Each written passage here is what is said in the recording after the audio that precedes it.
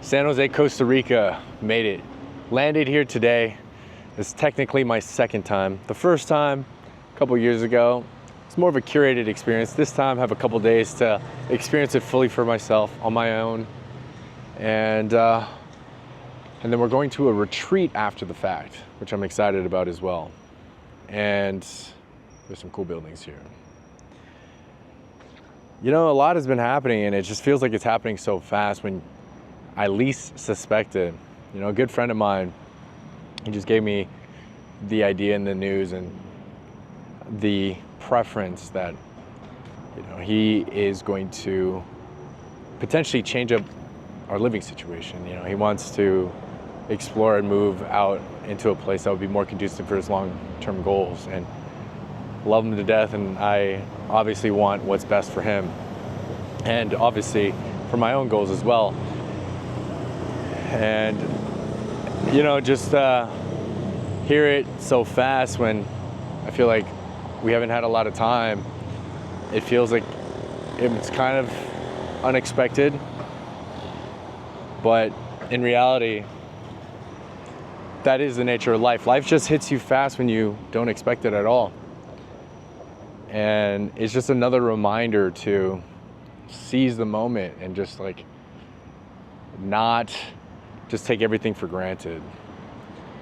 Another example of this was maybe about 4 years ago.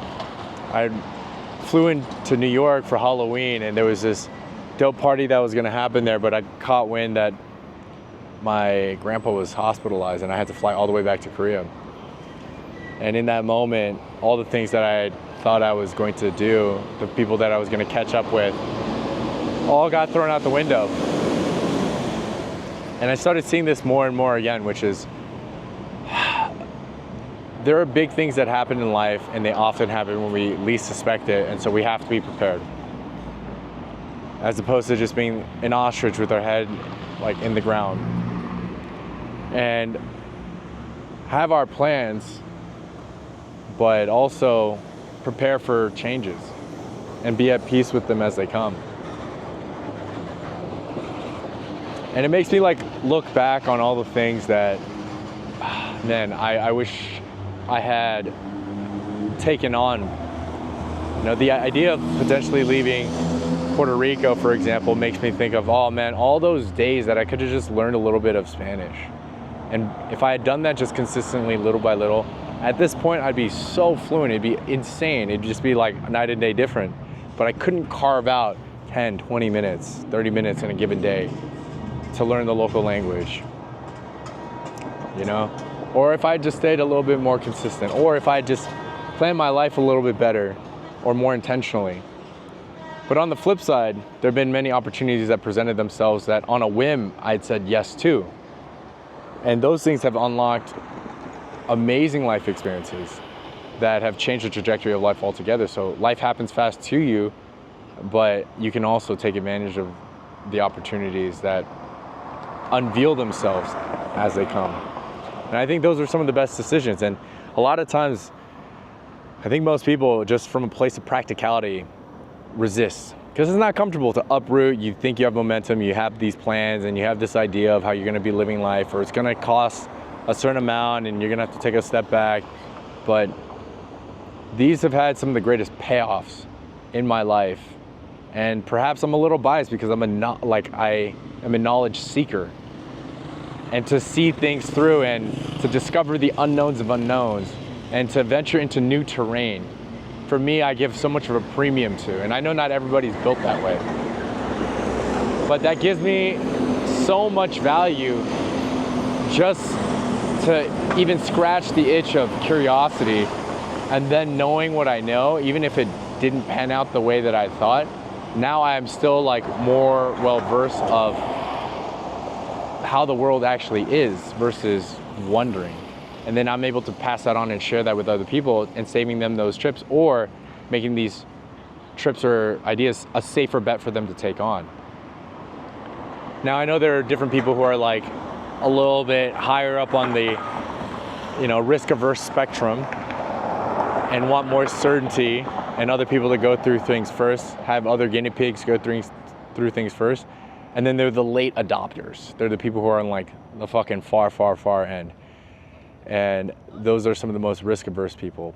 Now, I think there's always a time and place for everybody. And you know, it's a, you know, a position where you can have your strengths and weaknesses depending on where you fall. But I generally think that the people who fall on the very end of, you know, either spectrums expose themselves to unnecessary risk, but somebody has to do it, and it's human nature. Probably a evolutionary adaptation. You know, it's an adaptation, you know, because if everybody was super gung-ho and everybody was as risk-taking as me, maybe we'd all die out if one bad thing happened. But if nobody took risks, then nothing would ever get discovered and everybody would just be playing everything super safe. But what I will say is that I think the easier tendency is for people to be late adopters. And that's just like, be comfortable, be complacent, just sit on your ass, sit on your hands, let the world pass by you as you just kind of like do your day in and day out. And I think that has a much greater cost than people realize. People just think that the cost of change is so high, but the cost of just doing the same shit and not going anywhere and just being comfortable is like the enemy of the great is the good. And if things are fine, most people are scared of like shaking the nest a bit. But when you're a late adopter, like all the gains, the potential gains of the wealth or the information asymmetry or the informational arbitrage, all the opportunities are gone because everybody knows about them already. There's nothing to be discovered, nothing to be have gained. And so like, I encourage you, if you are that kind of guy, to, you know, see the other side of logic. Because your brain and your mind will be biased towards using your logic to defend staying comfortable and sitting on your ass. But there's so many of these things that you have to factor in about like possibilities and potential that are hard to quantify, but have tremendous benefits if you're open to them and you just say yes. The funny thing is this, is like, it takes people a certain amount of like pain or like a breaking point to get to that. If you ever seen Avicii's like music video Levels, or there's another song, not Levels, it was a music video of this woman who was in corporate and she was like fucking hating her life, and then she just escapes and then has like the time of her life in Thailand and is doing all the shit that she wanted to do before she dies, comes back to her corporate job, tells everyone to fuck off and quits, and it's this epic, hilarious music video that still applies to this day. And I think a lot of people, they have to get to that breaking point to then finally say fuck it and venture into the unknown and lean into the uncertainty.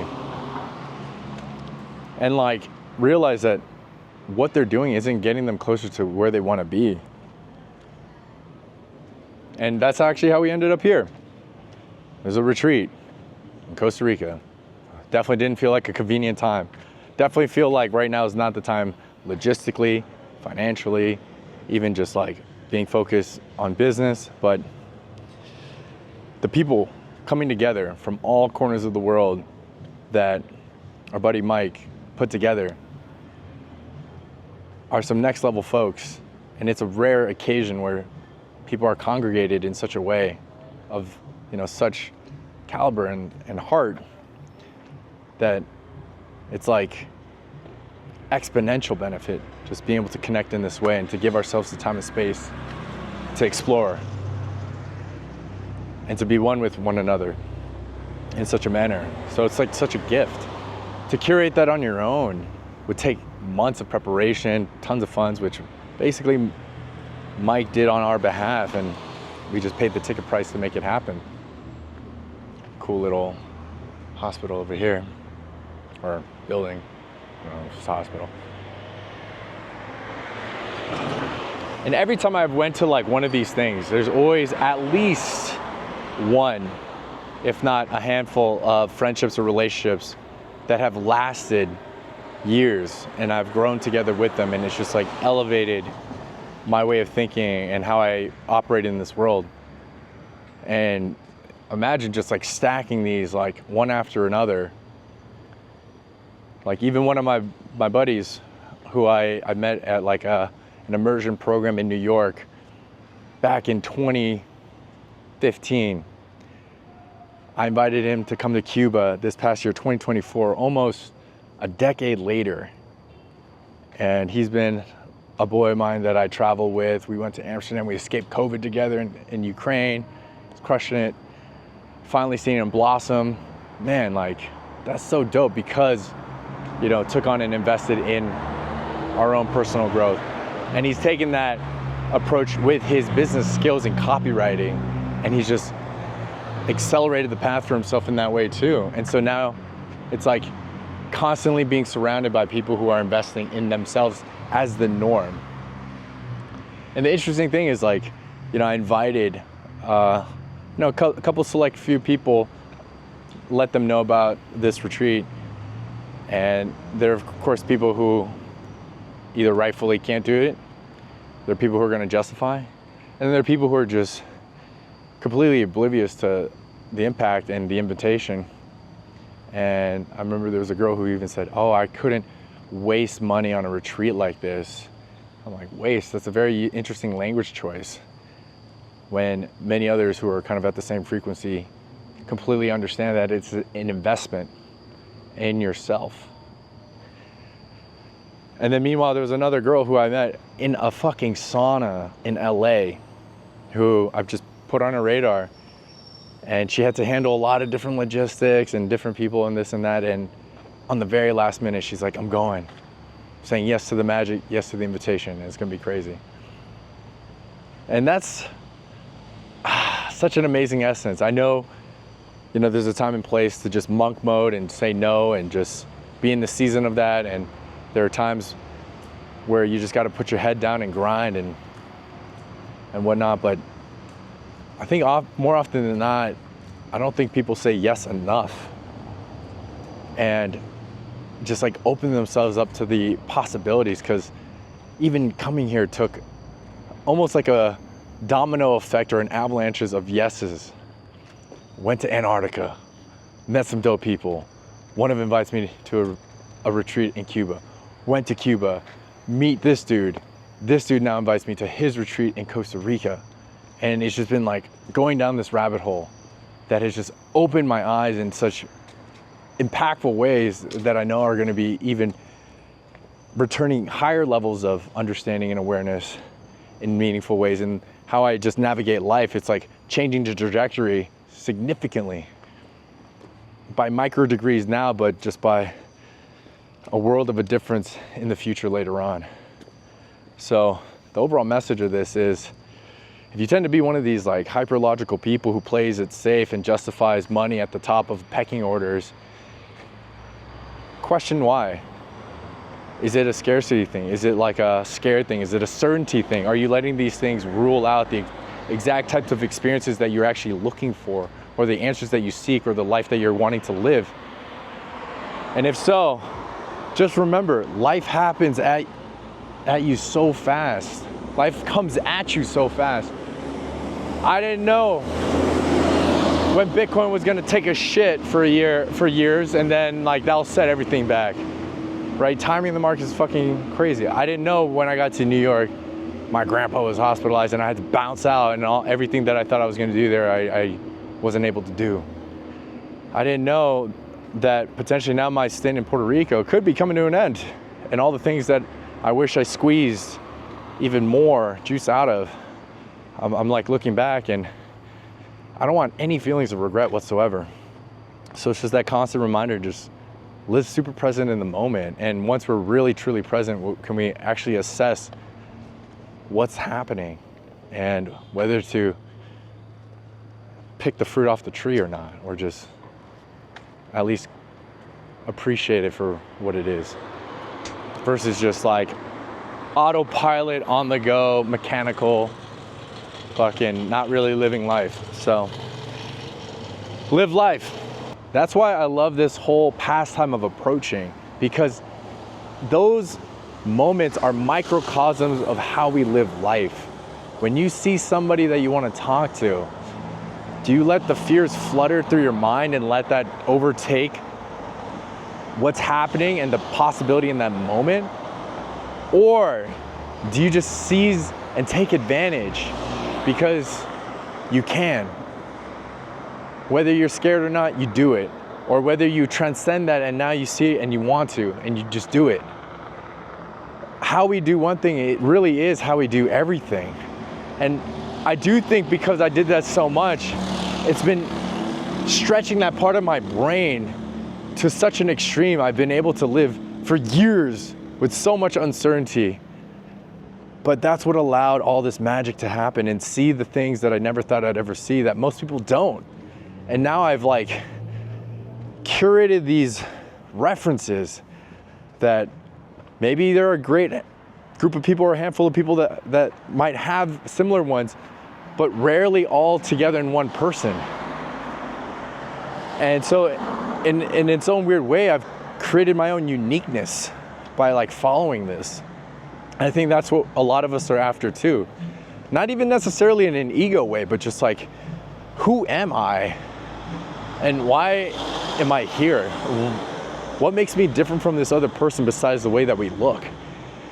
I think all of us have this desire to have our own uniqueness and contribute our own unique gifts in a particular way that would be meaningful and also open up interesting life experiences and ideally abundance for ourselves. And to do that, we got to do something different then. We got to make something our own. And how are we going to do that if we're just fitting the mold? There is a time and place to mimic, copy, learn from the greats, apprentice.